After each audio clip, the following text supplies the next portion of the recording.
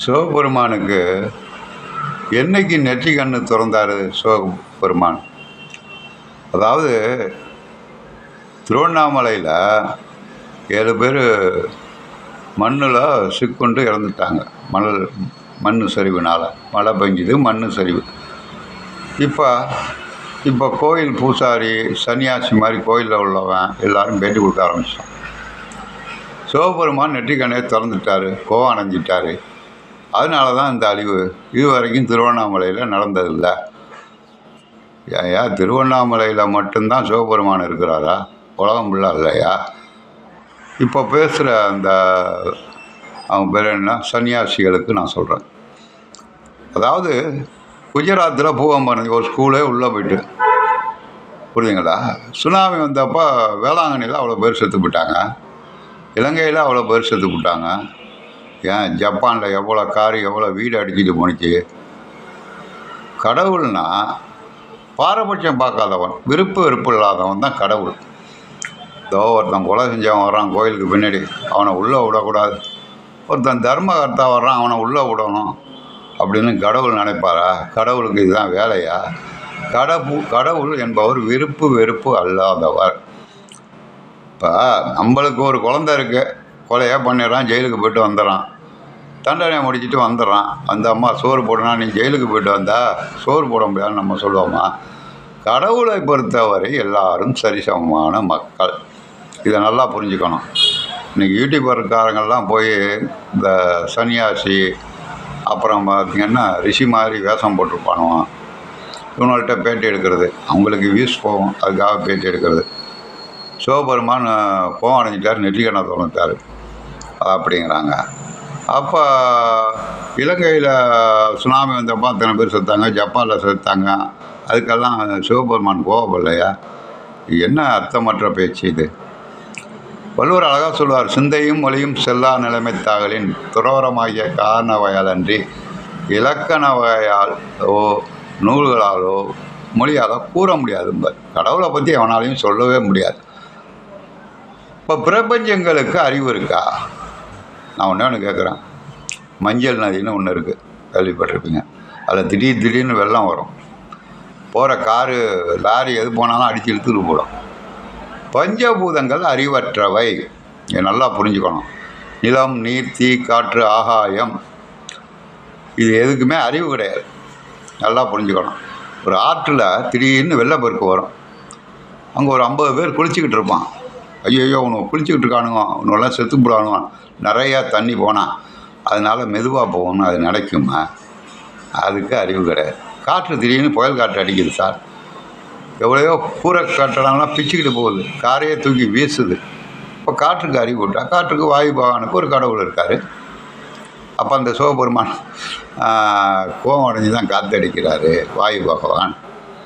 ஆகாயத்துக்கு ஒரு பகவான் இருக்கார், விண்வெளி கற்கள் என்று விழுகிறது. ஏன்னா அது என்ன, சிதம்பரத்தில் தில்லை நடராஜ கோயில். ஆகாயத்துலேருந்து எரிகல் விழுந்துச்சுன்னா, இப்போ சிதம்பரத்தில் விழுந்துச்சுன்னா உடனே அப்போ தான் கண்ணை வந்துட்டார் அப்படின்னு சொல்கிறதா? அதாவது கர்ம வினை ஒன்று இருக்கிறது. அதாவது நாம் யாருன்னே மொத்தம் உனக்கு தெரியாது. நல்லா புரிஞ்சுக்கணும். நம்ம எதுக்காக இந்த கர்ம வினை அனுபவிக்கிறோம்னு நம்மளுக்கே தெரியாது. அதாவது நாம் பூர்வ ஜென்மத்திலே செய்த பாவத்துக்கு அப்போ இந்நேரத்தில் அப்பா அம்மாவுக்கு இவன் தான் பிறக்கணும்னு, அந்த எங்கள் அப்பா அம்மாவுக்கு பிறந்து பார்த்து வச்சுக்கிட்டேன், திருப்பி எங்கள் அப்பா அம்மாவுக்கு தான் பிறக்கணும்னு சட்டம் இல்லை. இந்த உடம்பு நிலையானது அழிஞ்சு போகிறதில்லை. ஆத்மா மட்டும் மறுபிறவி, அது எங்கே வேணாலும் பிறக்கலாம், ஜப்பானில் வேணாலும் பிறக்கலாம், அமெரிக்காவில் வேணாலும் பிறக்கலாம். அவன் செய்த பாவத்துக்கேற்ப பிறப்பான். பிறந்தவன்னா அவன் ஏதோ ஒரு இயற்கை சீற்றத்தினாலோ அல்லது ஆக்சிடென்ட்னாலோ ஏதோ ஒரு நாள் இறந்து போகிறான். அந்த செய்த ஊழ்வினை கர்ம காரணமாக இதுதான் ஞானிகள் தான் கூடுறாங்க. அன்றைக்கி ஒரு 50 பிள்ளைங்க புதை உண்டு செத்துப்பட்டு குஜராத்தில் ஸ்கூலில் பிள்ளைங்க என்ன தப்பு செஞ்சது? இது ஒரு பெரிய கொஸ்டின். இது எல்லோரும் கேட்குறது, அவங்க தவறே செய்யலை, அவங்க ஏன் செத்தாங்க? அவங்க யாருன்னு உனக்கு தெரியுமா? முதல்ல நம்முடைய தாய் தந்தை, அதுக்கு மூதாதையர்களே நம்மளுக்கு யாருன்னு தெரியாது. இதான் நல்லா அடிப்படையில் புரிஞ்சுக்கணும். நல்லா புரியுங்களா? அதாவது ஊழ், விதி, கர்மா இது எல்லாம் ஒன்று தான். தெய்வம் எல்லாமே ஒன்று தான். வள்ளுவர் அழகாக சொல்வார், ஊழில் பெரியது யாவுல மற்றொன்று சூழினும் தான் முந்தோறும் அடைப்பார். இப்போ எத்தனை பேர் குழந்தையோடு போகிறாங்க, ஆக்சிடெண்ட் ஆகி செத்துறாங்க குடும்பத்தில். இவன் இப்படித்தான் இறக்க வேண்டும். இந்த வயசு தான். இப்போ சமீபத்தில் கரண்ட் சிறு வயசு பையன் மலையாட வச்சுருக்காங்க, கரண்ட் கம்பத்தை பிடி நான் இறந்துட்டான். ரொம்ப வேதனைப்படக்கூடிய சிறு வயசு பையன், 15 வயசு தான். அவனுடைய ஆயுட்காலம் முடிந்து விட்டது. ஆயுட்காலம்னா இந்த ஜென்மத்தில் இவ்வளவு தான் அவனுக்கு தண்டனை, அடுத்த ஜென்மத்தில் நல்ல பிறப்பாக பிறப்பான். அப்படி தான் எடுத்துக்கணுமே தவிர கடவுள் திடீர்னு கோவடைச்சிட்டாரு. ஏன்னா கர்ம வினையை பற்றி வள்ளுவரே நிறைய சொல்லியிருக்கார். ஊழியல்னு ஒரு அதிகாரமே படுத்தியிருக்கிறார், 10 குறள் சொல்லியிருக்கிறார். இப்போ நிறையா கஷ்டப்பட்டு படிக்கிறான், ஐஏஎஸ் ஆகணும், கலெக்டர் ஆகணும் அப்படின்னு நினைக்கிறான். ஆனால் அவனால் ஆக முடியலை. என்னத்தை தான் அவன் படித்து பாஸ் பண்ணியிருந்தாலும் அவனால் ஆக முடியலை. இதுக்கு காரணம் என்ன? நீ இந்த பிறப்பில் இந்த வேலையை செஞ்சு இவ்வளோ கஷ்டப்பட்டு அல்லது இவ்வளோ நல்லா வாழ்ந்து கர்ம வினையை அனுபவிக்கணும். இதுதான், அதுதான் ஊழியல் பெரியது யாவுல. நீ என்னத்தான் முயற்சி செஞ்சாலும் இது இப்படித்தான் நடக்கும். யார் இவரே சொல்லியிருக்கார் கிருஷ்ண பரமாத்மாவே. என்ன அழிவுக்கு காரணம் இப்போ இயற்கை சீற்றம், திடீர்னு புயல் வருது, வெள்ளம் அடிக்குது, என்ன இடி மின்னல்னாலலாம் செத்து போகிறாங்க. இதை யாராச்சும் இயற்கை சீற்றத்தை தடுக்க முடியாது. மிகப்பெரியது பிரபஞ்சங்கள். பூமியே எவ்வளோ பர்சு இருக்குது, சூரியன் எவ்வளோ பர்சு இருக்குது, பூமியை சுற்றி காத்தடிக்குது. இப்போ எல்லாம் இருந்தால் தான் மனிதனே வாழ முடியும். அதை புரிஞ்சுக்கணும். சுவை, ஒளி, ஊறு, ஓசை, நாற்றம் எனும் 5 வகை தெரிவான் கட்டே உலகுனார். இந்த பிரபஞ்சத்தை பற்றி நல்லா ஒருத்தன் தெரிஞ்சுக்கணும். பிரபஞ்சங்களுக்கு அறிவு கிடையாது, அது இயங்கிக்கிட்டே தான் இருக்கும். இவன் நல்லவன், இவன் கெட்டவன். அங்கே திருவண்ணாமலை செறிஞ்சு போகும்போது அங்கே ஒரு குடும்பம் இருக்குது, அதை அழிஞ்சு போடும் அப்படின்னா இயற்கை சீற்றத்துக்கு அறிவு கிடையாது. நல்லா புரிஞ்சுக்கணும். அதாவது இப்போ சுனாமி வருதுன்னா எவனாலும் கண்டுபிடிக்க முடியுதா? எரிமலை கடலுக்கு கீழே வெடிச்சுன்னா எவனாச்சும் கண்டுபிடிக்க முடியுதா?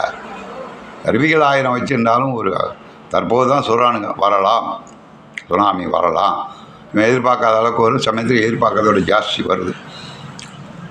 அதாவது இயற்கை, அதாவது கடவுள் நேரடியாக ஒரு மனிதன் உயிர் வாழ வேணும்னா நிலம் வேணும், நீர் வேணும், காற்று வேணும், நெருப்பு வேணும். இது அத்தனை இருந்தால் தான் மனிதன் உயிர் வாழ முடியும். இதில் ஒன்றும் இல்லைன்னா கூட உயிர் வாழ முடியாது. அது இயங்கிக்கிட்டே தான் இருக்கும். இன்னும் சயின்டிஸ்ட் முறைப்படி பார்த்தோம்னா கூட பூமி வட துருவத்தை நோக்கி சுற்றும், பிறகு 6 மாதம் பிறகு தென் துருவத்தை நோக்கி சுற்றும். அதனுடைய வேறுபாடு, வெப்ப வேறுபாடு இருக்கும், தன்மை இருக்கும். இப்போ மார்கழி மாதம் குளிருது அப்படிங்கிறோம், ஐப்பசி மாதம் அடமழங்கிறோம். பூமியிலேருந்து தொலைத்து தான் போகும்போது அந்த மழை குளிரெல்லாம் இருக்கும். சூரியன்கிட்ட போகும்போது இந்த வெப்பம் ஜாஸ்தியாக இருக்கும். ஒரு இடத்துல வெப்பம் ஜாஸ்தியாக இருக்கும்போது அந்த இடத்துல உள்ள காற்றும் வெப்பம் ஜாஸ்தியாகும். வெப்பம் ஜாஸ்தியானவொன்னே அந்த காற்று என்ன செய்யும்? குளிர்ந்த இடத்த நோக்கி வேகமாக பாயும். அப்போ தான் புயல் உருவாகுது. இடி, மின்னல், மழையெல்லாம்.